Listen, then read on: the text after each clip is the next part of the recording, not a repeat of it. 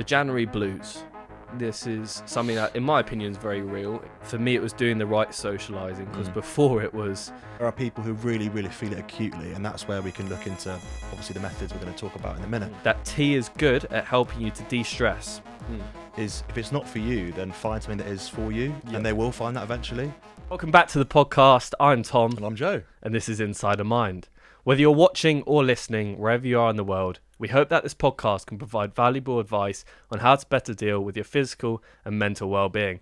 Now sit back, relax, and join me in introducing our special guest today, which is nobody. It's just the two of us. Thanks, mate. Appreciate that. The first episode of 2024. Yeah. Mate, this doesn't feel like natural to me. I'm supposed to be there. Yeah, you're supposed to be here. I'm like, can't sit properly. The microphone doesn't feel right. We'll get into swing of it in a minute. We will. We'll get back in the flow of things for you guys. First episode of 2024, and it is the 16th of January. What's been going on? When's the last time we filmed? Like before Christmas? Pre-Christmas. That was with Troy. Troy's episode was about a week and a half before Christmas. So we've been out the game for a while, working, but about two weeks before Christmas, I think it was. Yeah, and we released the Christmas special. Yeah, and then we released Chat Show. Is it Chat Show? Chat Show we've done since then. So yeah, nothing in the podcasting for a couple of weeks, but yeah. What's been going on for 2024 then? What's been behind the scenes in your life? I'm getting rid of this pillow as well, mate. I cannot sit comfortably. Yeah, working mainly. I worked New Year's Day, so it's just been since the get-go. It's been obviously Christmas with the family, kept a few days off, and then New Year's pretty much working all the way through. But it's been quite nice though, because it's been quieter because a lot of my clients have been away. I don't know why it is. I think this year, more than the years gone by, more of my clients have gone away, so they're mostly skiing. So it's been a gentle reintroduction into work, which has been quite nice actually. So what about yourself? Ease back into it. To be fair, just all this stuff really. Obviously, a few other things behind the scenes which we can't talk about. So exciting. To be fair, we will be able to talk about it soon. Prepping InsideAMind. I'm going all guns blazing this year, as you know. This is kind of I've set my this is the time. Yeah. Whether we make it or not, I want to go for it. Or you fake it properly. To make it. Exactly, fake it till you make it. But no, just properly gunning for it. Yeah. I probably started officially gunning for it just before the new year anyway. But about 3 weeks in now, feeling very good. Felt a bit drained, honestly, if I'm being completely honest, in January. It is tiring. I'm more mentally drained than physically. But I've got in a good routine of gym. The podcast recordings going forward are going to be good. What we got set for February time. Also, I'm going travelling for 3 weeks soon as well, which is exciting. For those that aren't listening and watching this, who don't know, Tom, the reason why he's been working so hard is because he's going away for 3 weeks, is it? 3.5 weeks, yeah. Tell everyone what you're doing, what you're planning. So, me and my girlfriend are going away to Argentina, Uruguay and Brazil. We're ending the sort of travelling trip in the Rio Carnival, which should be wicked. Nuts. I'm so excited, to be fair. It's kind of like we sat down and we were like, if we don't do it now, then we'll probably never do it again. Yeah. My girlfriend, for those of you who don't know, is starting working in the NHS as a physio. And fair play. Yeah, and it's a tough schedule to fit everything around. So we were like, we don't do it now, we probably never will. And why not? Yeah, I've never been traveling before, never been to South America.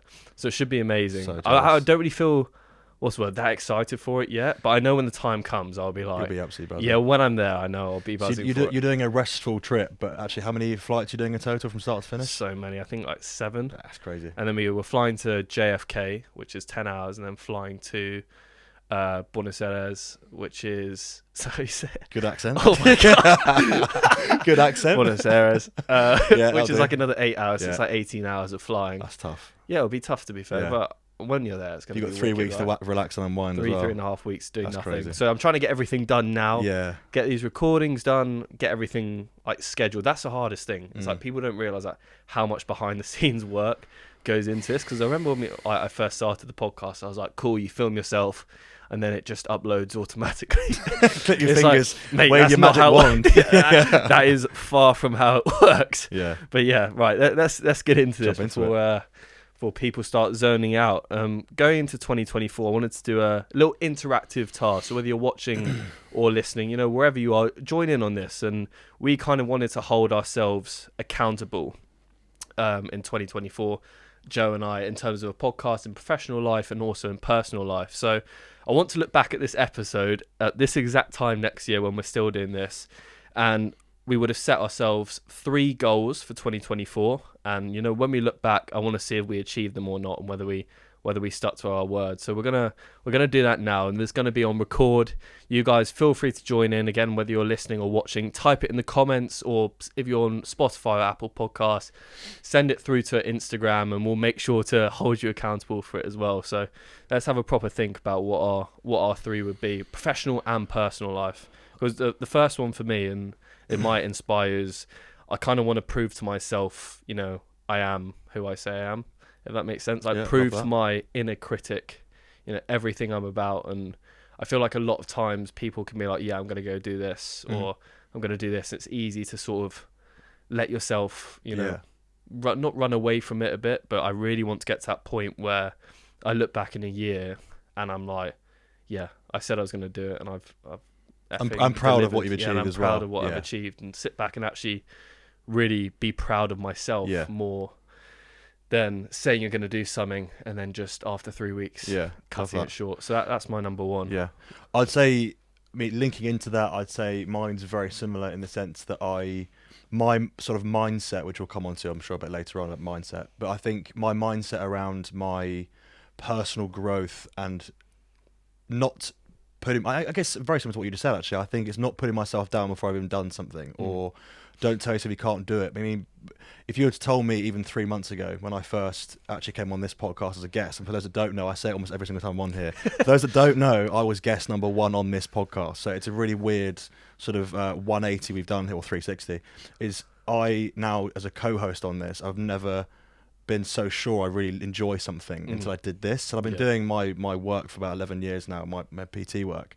And I've never been so sure about wanting to do something properly than to start doing this. And that's a real sort of testament to you for inviting me on and seeing that you could get something from me, but also for me to be told that I'm good at something. I never used to believe it. And I always find an excuse to say, no, I'm not, or find someone else who could be better. Whereas now, being told that actually I could make a career out of this, or that I could help people, and if you're able to monetize that down the line, then that's a trifecta in my opinion. It's the best thing I could be hearing. So genuinely believing that, similar to what you're just saying there, it's been a revelation for me, and it's definitely been a sort of a mindset change for sure. It's so hard to kind of back yourself fully. If that makes sense. Is that imposter syndrome? It is, but it is, because you're telling yourself you can't do something before you even started. It's that sort of thing in your head. Someone's better than yeah. So that's imposter syndrome. I don't actually know enough. Or thinking you're the worst person in that room at that job. It's sort of thinking you shouldn't be there. Yeah, that inner voice. Yeah, it's that sort of thing in the back of your head saying you're not deserving. Even if you're A-star student, full marks, there will be something to sort of tell yourself you're not good enough, or that someone else will be better. Interesting. Yeah. Oh, I love that. Yeah. The second one for me is going to be I really want to build like a really good community of people with InsideAMind. So whether that's like on a Facebook group or like a WhatsApp group, but actually have people who listen to this who are struggling, completely free. Free to talk to people who are like-minded, they can relate to, and build a strong community of people which doesn't cost anything, and people could give advice. Even if it's just making a new friend, having that surrounding InsideAMind, like without sounding cringe, that like makes me want to wake up in the morning and like go and deliver that. So having a proper think about that, come probably in the mid of this year. So what's the mid of the year? Like June? Is that mid-year? June, July. Yeah, June, July. Let's just say June, July.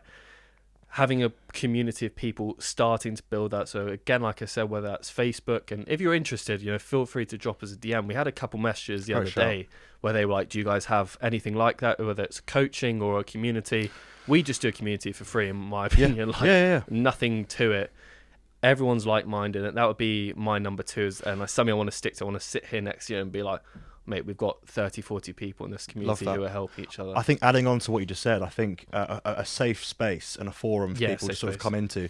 And interesting what you just said is you said someone to sort of wake up in the morning. It's for those that don't want to wake up in the morning, to what they can go in somewhere and check in as well. Yeah. I think, waking up in the morning feeling excited to be a part of a community is what everyone wants to be. Everyone wants to feel part of something at the end of the day. And a lot of people don't.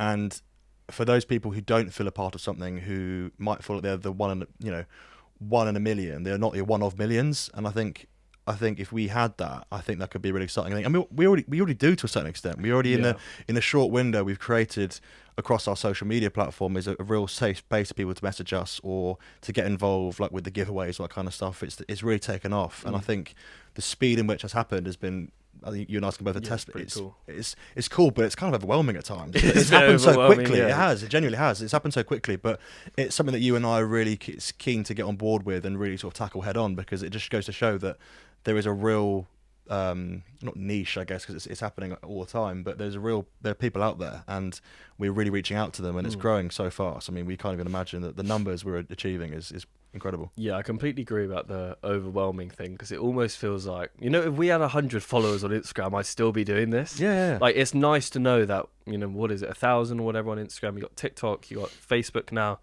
It's nice to know that people love it and they follow and they want to follow. Yeah. But it's also like this really overwhelming feeling, like where you feel like, this is such a responsibility. This isn't a light topic. This isn't an entertaining topic. Well, it can be it's sometimes, but like, you want to help people, and the DMs we get are people, in pain who you're trying to help. And it's a great feeling, but it's also that imposter syndrome we just talked about does creep in sometimes. Like, am I the right person to do this? Am I qualified for this? And then if you actually qualified, exactly. Like, if you just look from a third point of view, it's like free content. We're not charging anything for people who just want to better their mental health and feel like they can relate to people like myself and you, who we felt like we didn't have anyone to relate to when we were going through our problems. And when you think back and you look at it from a third person point of view, you're like, actually, no, you this is right. You shouldn't feel overwhelmed by this. Like, you shouldn't feel like it shouldn't be you. Yeah. It should 100% be you. Also, the way I used to see it is if it's not for you, then don't watch it. Yeah. That's the way I see it, is if I'll never feel now that if I put something out there that I feel will better someone, even if it's just one person out the, let's say, thousands of people that end up following our sort of stuff, is if it's not for you, then find something that is for you, and they will find that eventually. There's not sort of a one-size-fits-all program, and if something does work for some people, which we've already established it does, then that makes me feel really good. So I'll never have that sort of... It's overwhelming in the sense that the numbers we're having to respond to and the DMs we got on the giveaway was just like nuts, which we'll go on to later on. Like the sheer numbers that we achieved on that post, and for those who haven't checked it out, it's obviously too late now for the giveaway, but just go and check out the comments, and it was just genuinely mind-blowing as to what we achieved on that. 800 just on Instagram alone, and we had TikTok, Facebook as well. Absolutely mad. It was crazy. I think I entered about 740 names into the simulator in a week, manually in a week. But obviously we had a lot more entries, but you had to follow the steps, which some people didn't do. Maybe they didn't read it properly or whatever. Yeah. But like, I couldn't enter them in. So it's about 740 people actually entered into. And we're still getting them giveaway. now. Like it's been finished for a day, and 24 hours later, I'm still getting my notifications. Switch them off. I was thinking the same. Right. Thirdly, my third goal for 2024. So firstly, we've had, I want to prove to myself I am who I say I am. Secondly, I want to build an InsideAMind community, whether that's on Facebook, WhatsApp, whatever it is, with like-minded people, completely for free. And thirdly, I want to still be ice bathing. That's part of my non-negotiable. It's such an easy thing to say, but I think with things like ice baths is, you miss a couple days or you miss like a week of it, you just scrap it. I want that to be a part of my routine. How I feel after ice bathing is like ridiculous. And Joe and I were just talking about it off camera before we started rolling, is I got in today and there was like ice on it, and it was like got to a point where it wasn't enjoyable. Like, I couldn't warm up for like 3 hours or 3 hours afterwards, but mentally I was the clearest I've been in weeks, and that was the coldest it's been. And we'll talk about ice baths coming up soon, but ice baths as a whole, that's my third one. So I want ice bathing to be a part of my non-negotiables for my mental health this year. I won't copy your third because I've done it for the first two, but that certainly is something that I would definitely add to my everyday routine now. I'll add that in, not every day, but I'll try and do it 4 to 6 days a week, I reckon, for sure. And I think also trying to get on the property ladder as well for me. I think from a purely personal, selfish point of view, I would love to get on the property ladder, as hard as it is. And again, we'll come into the the struggles everyone's got financially. I would love to get on the property ladder and really sort of hone in on that. That's just a personal one for me that I'd probably love to. Is that to like live, or is that to do up properties? Well, potentially, it's in the family. So we've got sort of a number of our family members who have a few properties that are able to rent out and do up. That's a real long-term dream. Obviously it's a way off, just how expensive everything is. It's crazy. It's absolutely mad, mate. It's absolutely mad. So that is a sort of a long-term goal that I'm seeing. So maybe not this time next year, but aim high. Mate, that's class. Aim high. Yeah, exactly. I love that. I'd love to do something like that as well. But it's just like, not got the funds range, for that mate. right You've got a few more years to be worrying about that just yet, mate. Maybe I'll just get some money in first. Just keep travelling. Just keep travelling. Just keep travelling. And then, right, let's talk about January as a whole. So Yeah. hopefully when this is out, it will be towards the end of January. Yeah. This will be scheduled. I'm going away in a few days, but I'll schedule this for the end of January. So if you're watching this now, it's coming to probably about the 28th, 29th of January. Mm-hmm. The January blues. This is something that, in my opinion, is very real. It can be like a blown out proportion a bit. What's your kind of knowledge on the January blues as a whole? I mean, anyone says it's not a real thing, it definitely is. I feel like there's a combination of things. I feel like it's the time of year, the weather. I feel like Christmas has been and gone. We spoke about it briefly on the previous episode. Is that all these things culminate, and no one's got any money because everyone's broke post Christmas. No one's got paid for a longer period of time, and everyone's forked out a load of money into Christmas and New Year, and they've sort of maybe drank too much, ate too much, spent time with the family, which can be quite toxic as well, which no one really speaks about that much. Is being around your family for periods of time over Christmas and New Year can be a lot for a lot of people. Me, less so. I know you're obviously big on your family as well. Yeah. It can be overwhelming. For sure. So I feel like the January period is just a really, really tough month where everyone wants to sort of bin off winter now. Yeah. Everyone's over it. So cold. Most people's holidays have been and gone as well. So everyone's travelled, potentially in December, gone away skiing with the family. If you're lucky enough to go away in January, I'd recommend to anyone, if you book holidays, try and book in January because it's the best time to go away, in my opinion, because it breaks up that period a little bit. Yep. Good idea. I remember this time last year, my sister got married in sort of, mid-Jan, basically, yeah. So it was the best thing because you can sort of look forward to in the beginning of January and think, it's a holiday coming up and not dreading anything. And then by the time you get back, we're in February. So it was great. I mean, she got married. It was an amazing time away with the family. But sorry to come back to it. January blues is a definite real thing. Not everyone is affected by it. Some people just aren't. But for me and many, many other people out there, that's a definite thing. It's a definite thing for sure. For sure. I've got the definition of January blues here, and you pretty much hit the nail on the head. That was spot on. A common feeling of low mood or sadness experienced after the holiday season, often attributed to cold, dark days, financial stress, and returning to routine. Yeah. I think the returning to routine one is one of the biggest ones of all of them. Yeah. I read this thing before, and I'll say it in here now because it fits on the routine topic. And it kind of got me thinking, like, everyone's returning to a routine. What have you had, coming up for next year? Say if you're struggling with routine at the moment, like me, what if you recognise that and pre-planned a winter routine and then had for the other 9-10 months? Yeah. Or do you reckon that's a bit like pointless? I don't know. It depends on you as a person. And when you go back home to your family, I'm different because I don't drink. So it's immediately made easier. Yeah. So I appreciate that most people, we're talking like 99% of people, drink more so around this, pre-Christmas, post-Christmas, New Year time, way more so than the other years, other months of the years combined. Yep. So I feel like by managing that period and also making sure that you are still going to the gym if that's your thing, or going for runs and walks if that is your thing, finding or sticking to those things that really do work for you, but also allowing yourself a bit of leeway in between. Yep. So if you are going to have those days where you're having those big Christmas dinners and stuff, that's absolutely fine. I'm no different. But those days in between, I'm still managing to go to the gym or going for those long walks and those runs to sort of keep myself ticking over, because it's almost impossible to stick to a full routine all year round. Completely agree. It's so hard. It's almost impossible. And I am a big believer in allowing yourself time to sort of spend it with the family.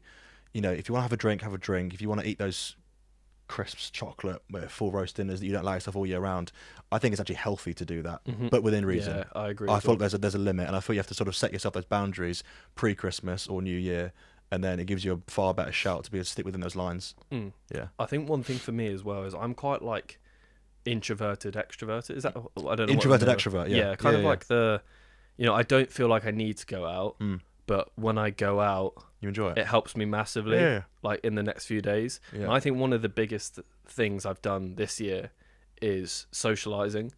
And I felt like in the past few years, I've kind of like, not just internally with the family, but, actively going out, whether that's to a restaurant or, to see my brother after work or to see my sister after her work. Doing things like that is like something to look forward to, especially in the January blues. So I get like really affected by these things. Something to look forward to, but also that social aspect, that lasting effect kind of lasts 2, 3, 4 maybe days on me. I don't know if everyone else feels like that, but personally for myself, you know, I really thrive on that. But it took me a while to recognize it. And I think for me, it was doing the right socializing, because before it was, I socialize as soon as I leave the house, you know, you go get battered with your mates, and then you're actually worse for 3-4 days. It's, you know, me and my brother, one of my favorite things to do is when we're at the office, you know, I'm doing my work, he's literally like 2 minutes down the road in his office with his job. Yeah.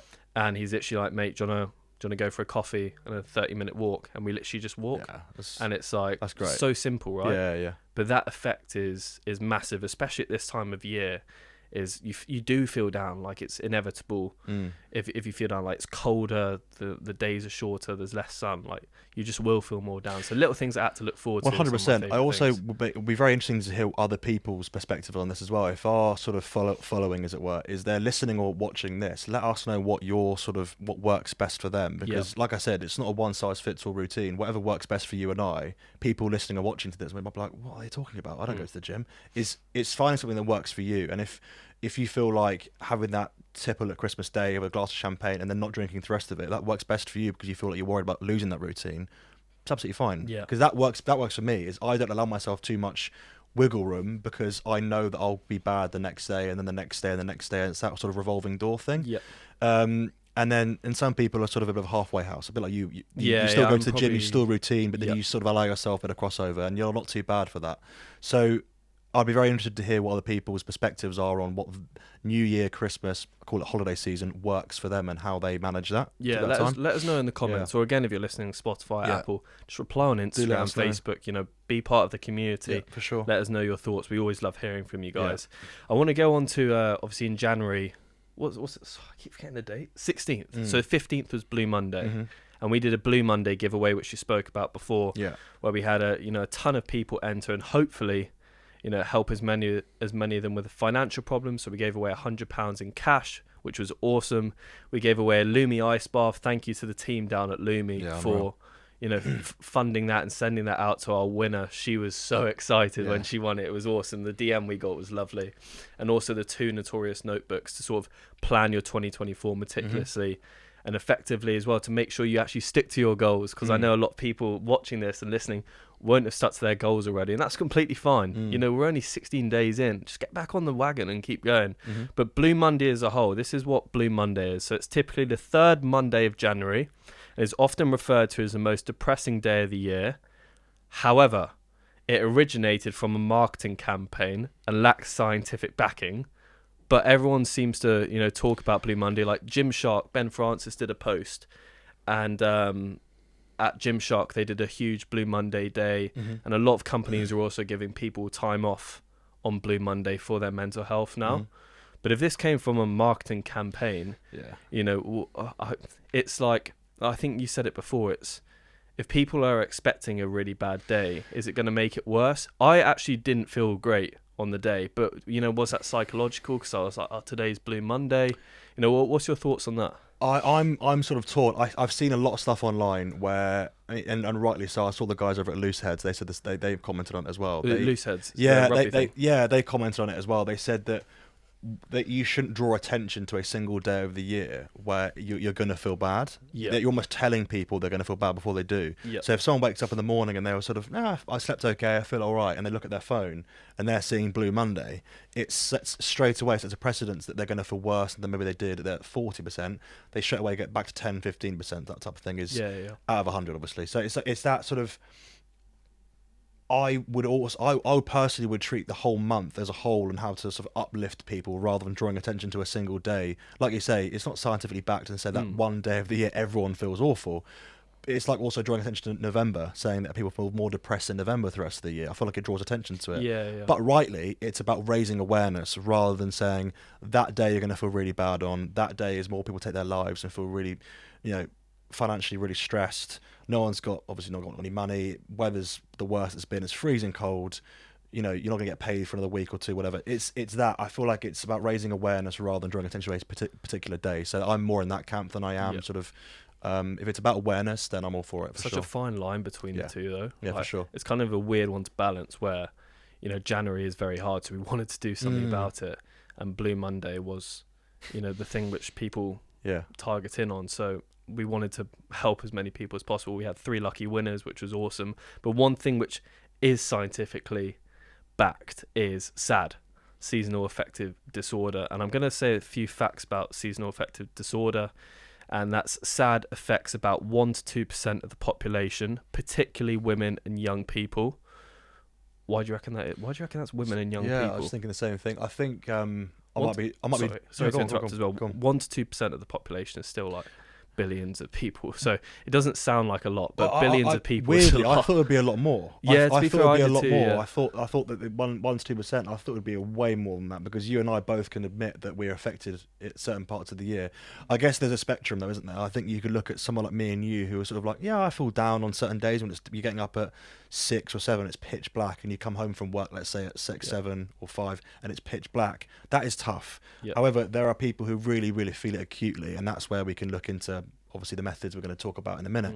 But yeah, I'm really surprised it's that low. Maybe it's more than what those figures suggest. I think if you were to go out and ask people in the street, do you feel affected by SAD, let's say, or seasonal affective disorder, most people would say yeah, in some way, shape or form. I don't think many would say no. Yeah. Also, I meant millions of people, not billions of people, because that makes no sense. I said it, I was like, 1 to 2% of billion. Yeah. But I know what you mean though. I thought it'd be a hell of a lot higher than that. So it's, I think it'd be in the region of maybe like 20 to 30% rather than 1 or 2. I think it'd be a hell of a lot higher. And to come back to your question, why it affects women more, young people I can understand. Yeah, I get the young people definitely. Women, maybe hormones potentially, but maybe I might be generalizing here, but maybe women feel the cold more than men do. Yeah. Men will do more workouts. I don't know what work outside. Therefore, genetically, maybe they're more averse to being in the outdoors than maybe women are. That's a biological thing. I'm not obviously an expert on that, but women potentially just maybe feel the cold more so. Men are generally bigger, carrying more body fat and muscle. Maybe that keeps them warmer. I don't know. So potentially, that's interesting, to be fair. But psychologically, maybe women just feel more than men do. Men are sort of simpler beings, and potentially they just feel more. So if there is a sort of if it's darkness and you're affected by it, maybe it would affect women more. But obviously the figures say that it's more women than young people. Some of the symptoms of SAD include depression, lethargy, sleep problems, changes in appetite, which typically occurring during winter months. I'm quite torn on whether I'm affected by SAD. I think I am, not awfully, but I've definitely seen a huge change in my appetite over the last, probably 4 weeks in particular. I'm sleeping awfully, man. I'm sleeping so bad to the point where, like, we can talk about sleep now. Actually, is one thing that's helped me so much is I have this Lumi lamp, and if you guys don't know what a Lumi lamp is, it's basically just like you wake up to natural light rather than waking up to the buzzing of your phone. And I'm so addicted to my phone, I had no idea. So I'm actively leaving my phone and my computer outside of my room. So I have no electronics in my room at the moment. Interesting. I wake up to my natural like Lumi lamp. That's a good idea. And the amount of times in the night, you get up, you go to the toilet, you just what stuff everyone does. The amount of times I've been grabbing my phone to look at the time and my phone's not there. Yeah, like subconsciously is ridiculous. Yeah, scary. And I've slept so much better since doing that. Is in my head's like, what if someone dies? What if someone needs you in the night? What if this? What happens if someone breaks into the house? You don't have your phone. Like, that's just the worst case scenario your brain tries to pull you into to keep your phone in your room. But I've done that for 6 nights now. I've slept so much better, and I was literally maybe sleeping 4 or 5 hours like properly a night. Yeah, and I'd be asleep at like 11:30, 12, and waking up at like 8 and still feeling tired, but only being asleep for like 4 hours of that. I'd just be lying there. But now I had like a 8-hour sleep, which probably doesn't sound like a lot to people, but I woke up and I was like, I don't feel tired. 8 hours is what's mostly recommended. And there are 2 things to me, sorry to cut across you, is the 2 things to me that I feel like I made the biggest difference in terms of my sleep is I'm probably guilty of being on my phone a bit too much before bed, which there's something that I definitely need to sort of cut out or cut back on. 2 things. One is the Whoop. Like, for anyone listening, watching this, I don't know what a Whoop is. It's genuinely like changed my entire routine. It's unbelievable. So it's not a watch. You basically wear it, and it tracks sleep patterns. It tracks sort of energy and strain, all that kind of stuff on your body, and it's scarily accurate. Like, put it this way, Really? I wore it through a game of rugby, I didn't put into my phone that I was playing rugby, but afterwards it said that it knew that I was playing rugby based on what the activities that I was doing and tracking my sort of stride pattern and my breathing, and it's genuinely unbelievable. So without getting too addicted to it, it's definitely helping me track my sleep and deep sleep versus light sleep and sort of gauging that. Secondly, back to ice bars. I keep harping on about them, and my sort of personal followers on my account are like, oh, here he goes again. But I genuinely am going to keep doing it. I'm going to keep sharing it to people until people buy into this stuff, because I, like many others, would have thought, oh, classic ice bars, they're like hokey nonsense. It's for the idiots out there who are trying to sell them. No, it's not. It genuinely has transformed my, not just sleep, but like I feel less anxious through the day. My productivity levels are through the roof. It hurts when you're in it. Afterwards, I feel that buzz that I get coming out of this thing, and it hurts in the beginning when you sort of get in for 30 seconds, you want to jump out again. I'm in it for like 4 or 5 minutes now, and I can sort of get into that really sort of flow state, and that sounds really, again, hokey and a bit weird. The peace I feel being in the water once I've calmed myself down is genuinely like incomparable. It's such a good feeling. So anyone out there who's thought about trying them, please do. Get on it. And please do. I'm the exact same. And Tom, you might plug it as well, but like we are running a discount through the ice baths. Funny how life works, isn't it? So we were posting the ice bath stuff so much in our Lumi's. Too much. Literally every day. Not thinking anything of it, just because we loved it. Like the guys at Lumi, we started talking to them. We have a discount code for all the listeners on there now, 15% off all the ice bath products. You know, if you want one, feel free, go get it. I'll put the links in the description. If not, please just jump in a cold shower. You know, we don't get anything from it. Just get in a cold shower. We will keep pushing the cold bath stuff or cold showers, because it makes such a difference. It's transformed everything. The difference it's made to my sleep as well is like night and day. Like it's incredible what it's done for me over such a short period 100%. Of time, because I've probably done it for like a year, like on and off, but like been properly doing it for about 3-4 weeks now. I'm on the flip. So I've been doing it since New Year. So I told myself that from the New Year, I bought one. Must have been Christmas actually. So I got one given for Christmas, and started using it from New Year's Day. And like you say, night and day is just the difference I felt since I started to use this thing is nuts. It's been so good. Coming back to SAD. Seasonal affective disorder. Some of the treatment options include a light therapy, medication, psychotherapy, vitamin D supplementation. Do you think we should add ice baths on there from our subjective point of view? I mean, I would. Yeah, I generally would as well. I generally would. Yeah, I'd add ice baths on there. What do you know about anything about light therapy? You know, medication. Obviously, all medication's quite similar. We don't need to discuss that. Psychotherapy. We talked about that before. Psychotherapy, we haven't. I don't think. What did we talk about? We mentioned sort of CBT, sort of cognitive CBT, behavioural. and what was the one you had? So I did hypnotherapy. I tried with Nikki. Different thing. So Nikki and I went through sort of a hypnotherapy process, which I guess is sort of similar sort of realm, but CBT is definitely one of the ones linked to SAD. So CBT is cognitive behavioural therapy, for those that don't know, and it's mainly talking based. So it's a talking based therapy where you basically talk yourself through the problems, and that's got quite an extreme version of. So if your symptoms are quite acute, and you are sort of someone who really, really suffers with SAD, is to go down the medicinal route, so medication, which I think we touched on, and or CBTs. They're quite extreme. Vitamin D supplementation is a lesser one. So for you and I, if we're having a bit of a downer, few sort of bad days of bad sleep, for example, not getting enough vitamin D supplementation sort of helps you sort of combat that. Similar with the light therapy. I've got you. So if you light, is it called a light box? I think people can buy light boxes. So if your clients like of mine use them, things. Very similar. So it basically replicates what you'd get from the sun if you're not getting outdoors enough and you're getting the sun's vitamin D or UV. That's light box gives you like it's 20 minutes. You're supposed to use it in the morning or the afternoon. Interesting. And it basically replicates what it would be had it been more light through the sun shining. Basically. Are these things expensive? Let me look it up. I imagine they probably are, but you'd find cheaper versions of light box. So light box therapy, they're quite. I'm sure there'll be cheaper versions of them, but they're a few £100s. Yeah, but I reckon the benefits of that are enormous. I literally just saw an Instagram story just before I came on of someone I can't remember her name, but she was doing that as well. I think for those, like I said a minute ago, if you are suffering really acutely, then it's invaluable. I think if you are someone who really, really battles through the sort of December, January period, particularly now that all those the holiday season's been and gone, and you're sort of waiting for the light to come at the end of the tunnel, February, March, April, that kind of thing, is light box therapy is £200 or £300 here and there. In the grand scheme of things, to buy yourself time in those months down the line, you can't put a price on that, in my opinion. Completely agree. And then, sorry, we just touched on it. Vitamin D supplementation was the last thing. Is that for sunlight? Again, so the vitamin D you'd get from having time out in sunlight, and the vitamin D you get from the sun and being out in the daylight, it's basically supplementation of that. So if you're not outside very much, and it's obviously darker, longer, and weather's bad, you don't want to go outside anyway. So I think it's just that. Interesting. So okay. People's vitamin D through this time of the year is obviously a lot higher than through the summer months, where you're getting it naturally anyway. Interesting. And our last one, from our subjective point of view, is ice bathing. The best thing around. Or cold water therapy. Cold water therapy. It doesn't have to be ice in the water. We can plug our stuff all you want, but I maybe spoke about it off air, but I find cold showers harder than ice baths. So if you are one of those people listening to this or watching this who's like, oh no, I tried ice baths, they suck. Ice showers, they're going to suck for an ice bath. Try an ice bath, because I've tried cold showers, didn't work for me.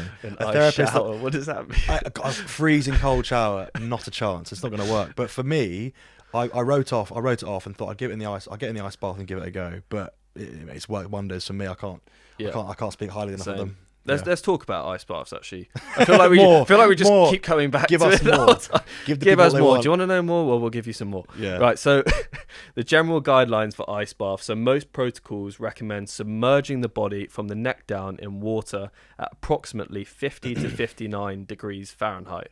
What's that like? 5 degrees? I'm gonna say. Sorry, guys. I should have checked. Google that. Let me Google that. 50 to 59 degrees Fahrenheit. That's in the low Celsius, isn't it? It's like 4 or 5 degrees, maybe. 50 to 60.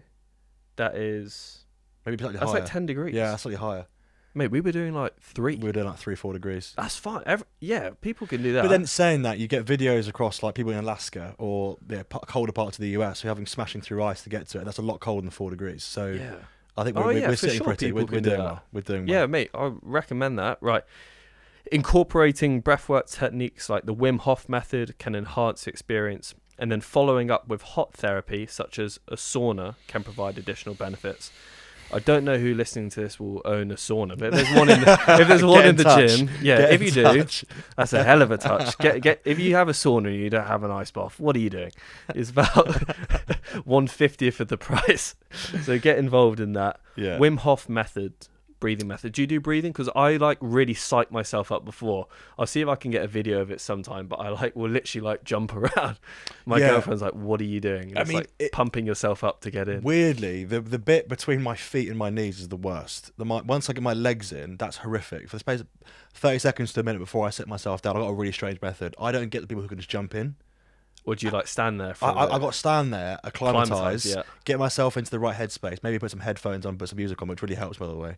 If you are really struggling, try music. Try music, because it really sort of helps you escape. Yeah. So my feet up to my shins, horrific. It starts to burn, and that's when most people want to jump out. Sit there in it for about 30 seconds, that uncomfortable state, then slowly sit yourself down. And once my shoulders are under, I can be in there for like 3 to 5 minutes. Yeah, that's your fight or flight, isn't it? It is. First 30 to 45 seconds where your body's like, I don't want to do this. Get out of the ice bath. Yeah, get out of the ice bath. Yeah. Get out, because you're going to die. Once you sit through that stage and just become okay with it, once you get it down to your shoulders and your neck, weirdly, you're okay and it feels okay. What's the time you normally do it? About 5 minutes now. 5 minutes? Yeah, about 5 minutes. It says to do Gary Brecker said to do between 3 to 6 minutes max. Yeah. So I think 5's probably the sweet spot for me. Yeah. Today I could do 3. It was so cold, grim. man. I was really starting to For those watching this looking back, 16th of January. 16th of January. It was like -4 this morning. Because I do it in the mornings. So I will pretty much do that first thing. I'll get out of bed. I'll be a bit like, I've just woken up. And I'll go and just Who needs coffee? In. Exactly. Who needs coffee for a wake up, right? Mate, it feels amazing afterwards. Yeah. But first thing I normally do it. First thing it's normally completely freezing. Yeah. Or if I normally gym before that Monday, Wednesday.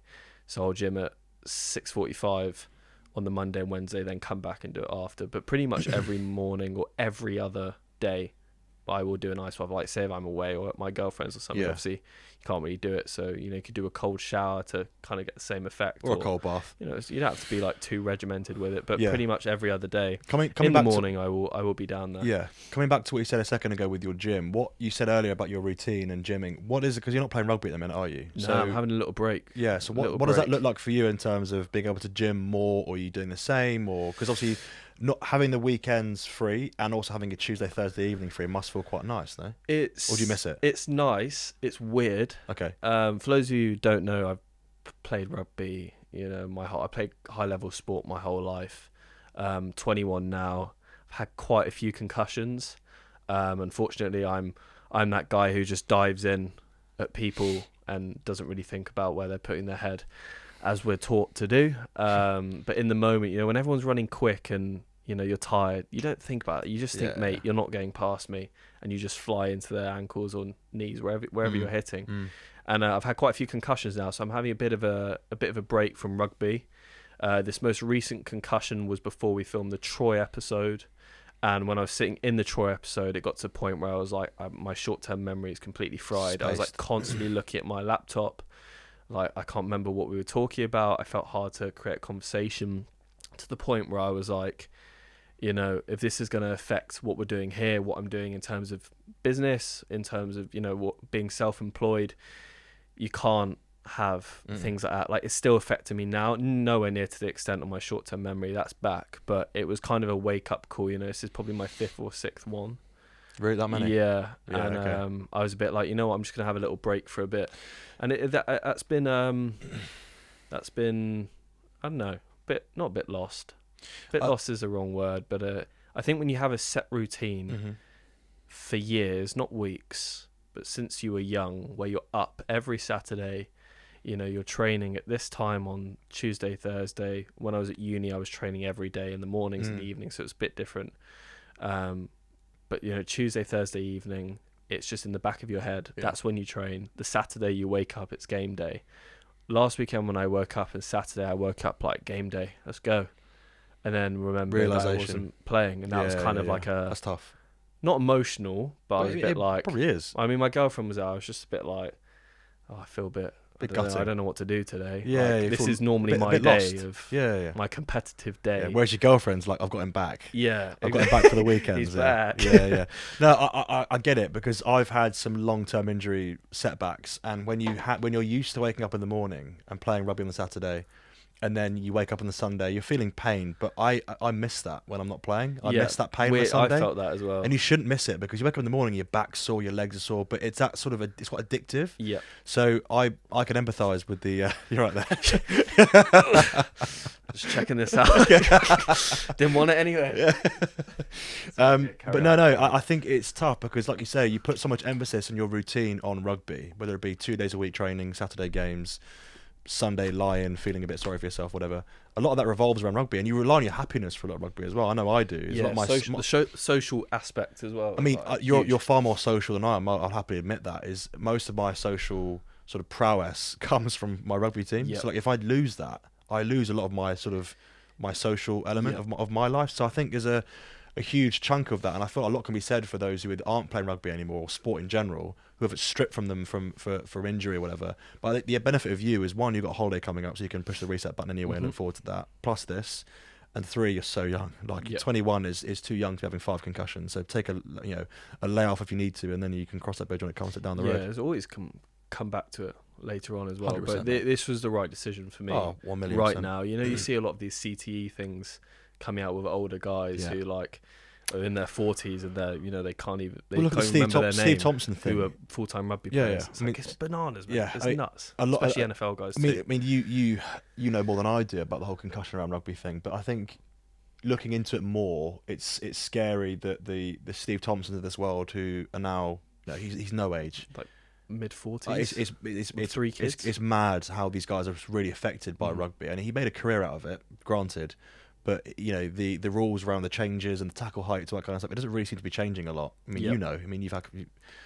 I do wonder though. Is it a bit like, you might know this? Is it a bit like shoulder dislocations? Once it starts happening, it's more more likely to happen again. I don't know the science behind it, but I feel like once you do it, it's in the back of your head, and when it's in the back of your head, you actually.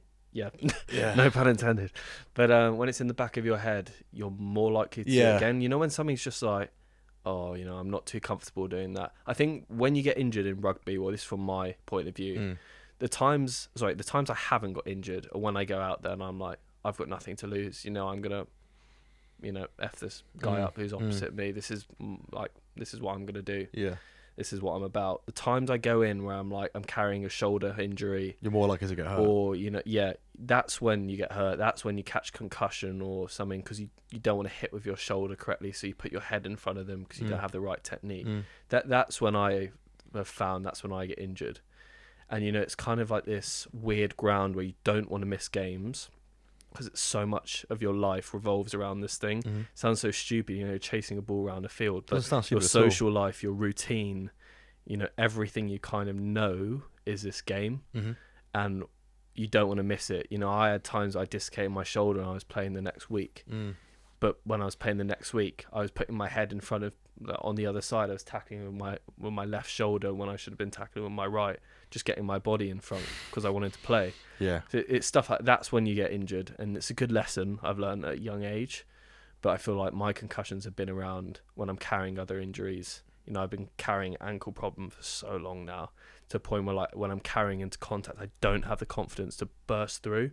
So I'm kind of just like poking my head around, or if that makes sense, it might sound a bit random to people watching this now, being like, they're getting a real rugby lesson. What is this guy on about? So we'll go away from rugby. We digress. We digress. My overall feeling of rugby was I felt quite lost. Yeah. The past week, and then last Saturday, Gone. It's Tuesday now. Yeah. Last Saturday, I did a thing down at March On, which is called the Saturday Sermon. I love the guys at March On, man. Awesome. What the guys at March On have done. If any of you love fitness, or you're just starting out on your fitness journey, follow March On. Get involved with their programs. These guys are legit. It was a proper competitive CrossFit atmosphere, and that competitive edge from rugby, that sort of itch, I got that, and awesome. I was like, that was a bit like, phew, like there's something else out there for me. I play cricket in the summer. I was a cricketer when I was younger, but like the itch of rugby, that scratched the same itch. It was a bit different. You don't get to hit people and stuff, that aggressive side. We can. But was you can, but it would be pretty not worth it. Yeah, I mean, be in jail. It's nice that you found a competitive element, but also it's physical. So some people can't do that; they have to find something else. I mean, most go down the golf route, which again is pretty physical, but it's and it's more time consuming than anything else. So I think if you found that, and it suits you long term, and it's so good for you mentally, physically, it's just unbelievable. Yeah. And I've seen your stories; it looks like you might have to give it a go. Yeah, mate, it's awesome. You should come down. The High Rocks stuff as well. It's basically like High Rocks. If any of you know what High Rocks is, it's basically like a huge fitness competition where you're running, you're doing machines, you're doing kettlebell, Olympic lifting. It's like heaven for an ex-rugby player, that like it anyway. Or rugby player as a whole. That competitive side as well. Coming back to the ice bathing thing, I read this fact, and it was ice bathing increases your dopamine levels by 250%, so the feel-good chemical in your body, and levels of cortisol decrease also, so you feel less stressed. Can you confirm or deny? I can definitely confirm that. Me too. I'm not just saying this. Is again, I'll say it till I'm blue in the face. Literally, it's one of the best changes I've made to my routine. Is introducing ice bathing, and it takes, like we say, it takes 5 minutes. The thought of it is so much worse than reality. Yes, trust it me. Is. Is the thought of it is, you think you hate cold water, just try it and talk to us afterwards. If you have a bad experience of it and it didn't work for you, message us. But the amount of people that do find it works for them far outweighs the one that it does nothing for. Yeah, and then the cardiovascular health side. So ice baths cause blood vessel constriction and dilation, acting as a workout for blood vessels and improving your cardiovascular health as well. Sure. So there's a lot of physical benefits as well as mental benefits. We're only really talking about the mental benefits because this is kind of, as this podcast, it's to be fair, it's more of like a balance. I think this is something we need to establish more, is like, we are a Wellbeing podcast, so this is physical and mental. I know we talk a lot about mental because this is, that's personal to us. It means a lot, the mental health side of things, but also the physical health side, like the perfect balance. It's such an easy balance, but even some days I can't fully do it. Like, there's no point acting like I'm some sort of, God with all this thing. Like, some days you need a break and you can't carry on with this. But doing an ice bath and just regular exercise, whether that's walking, we talk about walking so much. Put your phone down, get outside for 15 minutes. you even said it on a previous podcast. It's not about, you know, getting 10,000 steps in. It's about being outside in nature. It's about, you know, being in your element, you know, whether that's grounding with the earth. I believe in that stuff, you know, grounding with your feet on the grass. Huge. Being outside, those are the stuff which helped me massively. It doesn't have to be going for a 10-mile run. It doesn't, you know, it's these simple things. But ice bathing and exercising for my mental and physical health has been huge. And I know you're pretty much spitting image of what I say there as well. Mate. Absolutely spot on. Coming on to well-being and exercise, obviously we talk on a lot of gym stuff, you know, that's kind of your bread and butter, the CrossFit stuff, which is I'm kind of growing into, rugby side of things. For the mental health benefits of well-being and exercise, so you have regular exercise can reduce symptoms of depression and anxiety by up to 30%. You know, it comes to a point like, if it can affect it by 30%, why doesn't everyone do it? Why do you think? I think when people go on social media, we spoke about this a bit briefly on previous podcasts, is people go online and they see these sort of freak athletes lifting stupid weights above their head. That's like 0.5% of the actual fitness industry. Yeah. That's just a small percentage, but that's all you see. So you don't see the people that are doing the exercise that not you, but one would actually prefer to do. I think it's finding something that actually works best for you as a person. Yeah, agreed. So not just seeing you and I play rugby and being like, why would I want to try that? Like, it's stupid. It's such a stupid sport, but I go and play it every weekend regardless because it makes me feel good. Yeah, but that wouldn't necessarily make Joe from down the hall or Darren from in the next corridor along work. It completely works best for different people. So like, you know, I find that works best for me. And I just feel it's easy to get lazy. It's easy to sort of say no, and that's just the mindset thing as well. And when you leave school and things aren't provided for you, you have to go and pay for it. You've got to find a club. And I recommend anyone, if you don't know what you're good at, try before you buy. Go and try things. Agreed. You go join a walking group. Go and join something that works best for you. Bowls, whatever. Anything that works best for you is. There's something out there for everyone, and it's just going out there and finding it. And I feel like people just sort of, like I said, look on social media and they see the jacked guys and girls who go to the gym 15 days a week, and you know it's not going to work. It's just not going to work for them. It's not relatable. Yeah. I feel like the people you don't see on there are the people who are more related to you. Completely agree. And then just in terms of types of exercises, you have aerobic exercises like running, swimming, cycling, which improve your cardiovascular health and mood, while strength training can enhance self-esteem and reduce symptoms of depression. Just do one of them, you know, or even do both. You know, like my sister swims, my brother runs, my girlfriend runs. You know, I don't. I do some CrossFit stuff. I do walks.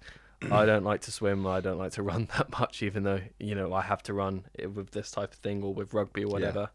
Strength training to reduce symptoms of depression. I'm not sure the science behind it, but makes sense. Every time I strength train, I feel happier. So I can back it up from my point of view. Well, I did a video on it the other day, and you and I are doing a lot more sort of vlogging and a lot more sort of day in the life of and what we get up to behind the cameras. You know, once these cameras shut, what we get up to outside of that, whether it be our work or private lives, personal lives, whatever, going for coffees with our mates.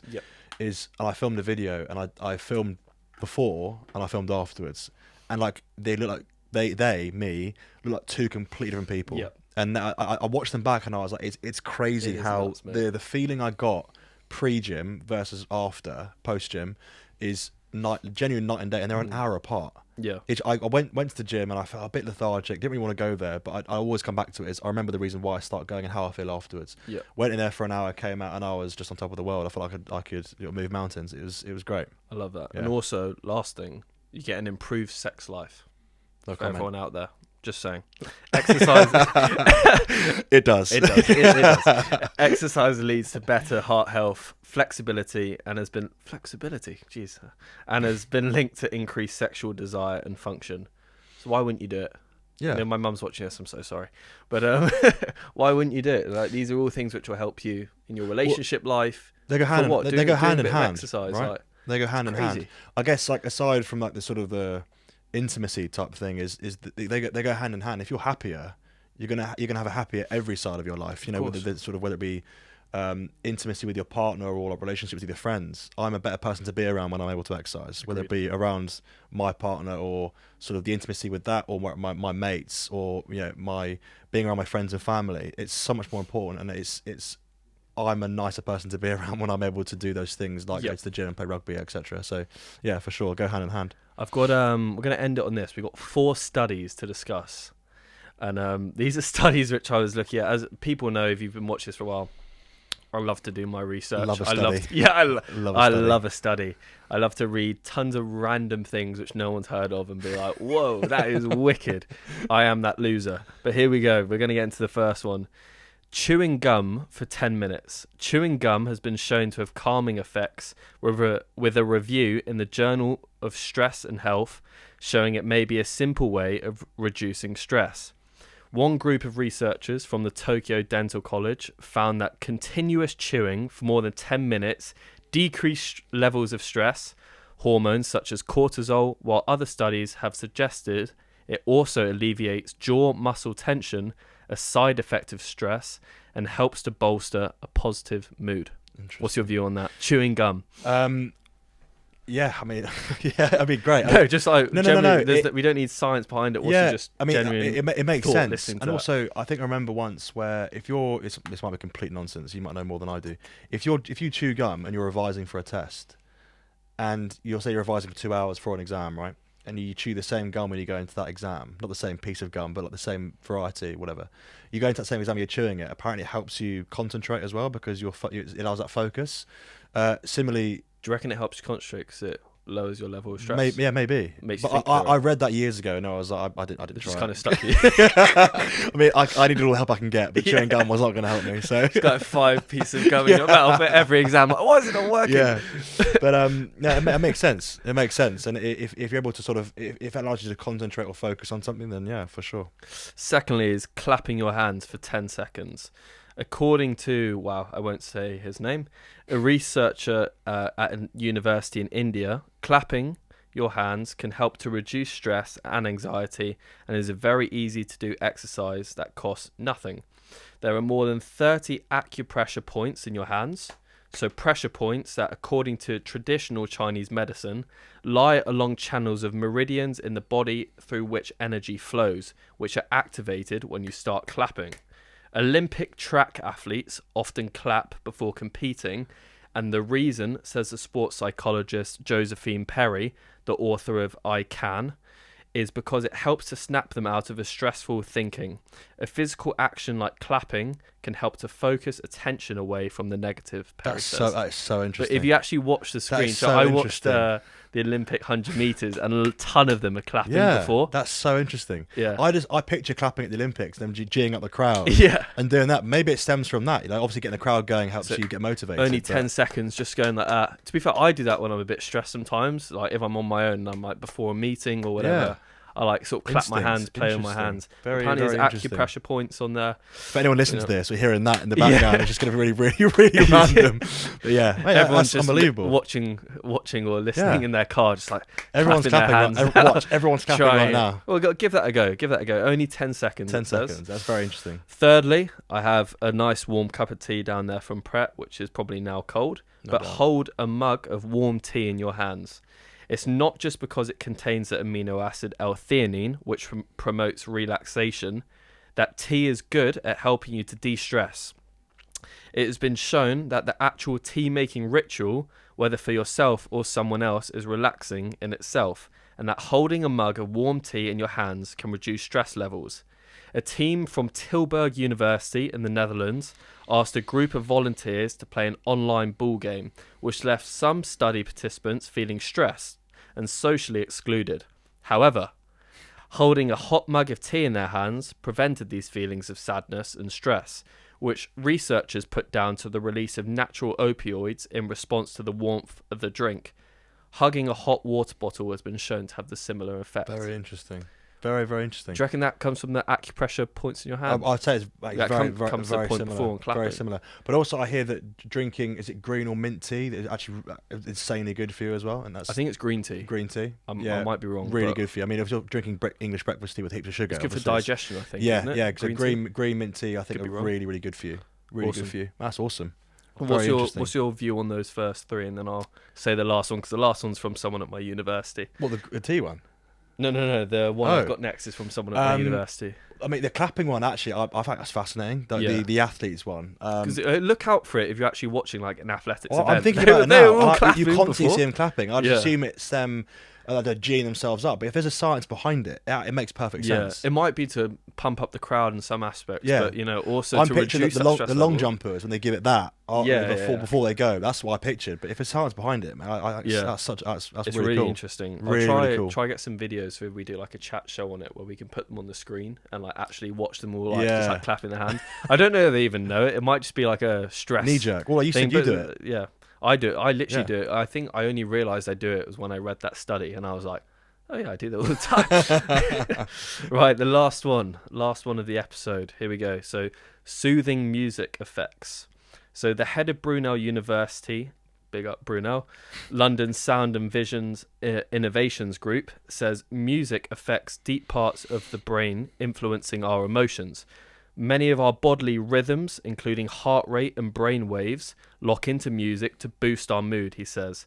We have shown that with slow, sedative tracks, cortisol levels in participants, which is the stress hormone, dropped and an emotional state improved. His studies have shown that the top de-stressing tracks include Waterfalls by TLC and Come Away With Me by Norah Jones. Love that. I react really badly to music. Badly how? Like, if a sad song comes on, it just ruins my mood. Yeah, I really feel it. When you say it ruins your mood, as in it makes you feel the emotion of the song, or you just feel negative? I could be really happy, and then someone puts a depressing song on, and I could feel depressed. Like, really? It's the weirdest switch Really? up. I don't know if this is normal, but I really feel it. What's normal? I feel like everyone's different. I thought there's a part of the brain, I mean, Anna Lee would know all about this,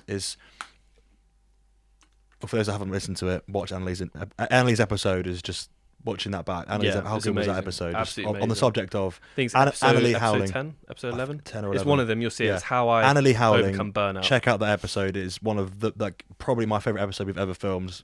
I'm going to say it. It was unbelievable. The feedback we had on it as well was just nuts. It was awesome. She's wicked as well. And she'll know all about this, is the part of the brain that the music hits is different for every person. So, like before a game of rugby, for example, you won't listen to TLC. You would listen to something like Rage Against the Machine. You would listen to something completely opposite to get yourself fired up and get those sort of emotions flowing. But I like all kinds of music. My playlist is nuts. Mm-hmm. You'll find everything in there. Depending on mood I'm in, it can really affect me. I'm really affected by music. If a certain song comes on, I'm really moved by it. If it reminds me of something or it hits a certain part of my brain that really triggers something in me, but never to a negative point. I feel like I might just skip past it if I don't like the song, but some music generally makes me quite emotional, or in a nice way sometimes, or like a certain film from a song that makes me feel nostalgic, or from back at school, like a choir, that kind of thing memories. Comes on, like really like strong memories, or like a family thing. But I can definitely relate to the being moved by music and the emotive side of things for sure. Same as you, mate. These are 6 studies. I'll try and find some more because they're actually interesting to read. I love For once in my life, with 29 years on Earth, I can say I like studies. At school, we read studies. I'd be like, "Oh, mate, hate studies." This is now, when it's related to something I actually like, maybe I should have done music. That's where I've gone wrong. I should have done music. We're stuck doing this now. Should have PE and RE. It's now I should have done music. Damn it. Anyway, we'll end it here. Thank you so much for watching our first episode of 2024. There's going to be loads more. We've got some really exciting things lined up. We're going to do our 10 seconds of clapping our hands when we come off camera. But this has been awesome. It's been a pleasure. Obviously just Joe and I in this episode. Thank you so much for tuning in. Thank you for everyone who entered the giveaway as well. Blue Monday giveaway, the 732 of you or whatever it was. It was crazy. And counting. Who are still going, which even though we don't know how to get them to stop because we can't edit the post. But thank you so much. If you want the links down below, whether that's to the Lumi to get 15% off cold water therapy, and also to Motion Nutrition, which is a supplement I've taken for about 2 years now. I absolutely love. You get 10% off there as well. We are having an absolute ball being able to team up with these people and promote healthy living, which is all we wanted to do. We do it for free, which we do anyway. This is the main part of what we're doing. So thank you so much for tuning in again. I'm Tom. And I'm Joe. And this is InsideAMind. Take it easy.